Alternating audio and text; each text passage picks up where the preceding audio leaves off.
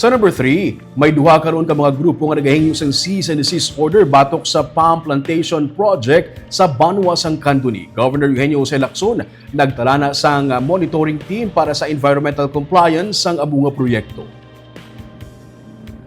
Gipanawagan sang Group of Environment Socialist Incorporated ka Green Alert Network Incorporated pagi sa isa kasulat ka Environment Management Bureau 6th Director Ramar Neil Pascua sa tuong October 23 ang cease and desist order kasubong revocation sang Integrated Forest Management Agreement kaginhatag sa HAPI o Hacienda Asia Plantations Incorporated.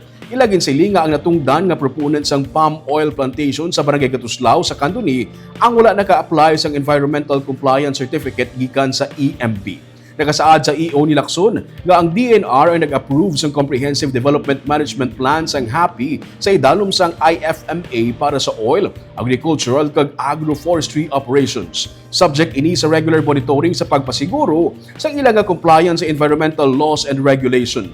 Gituga ang multi-partite monitoring team bangod kinahanglan ang collaborative oversight mechanism.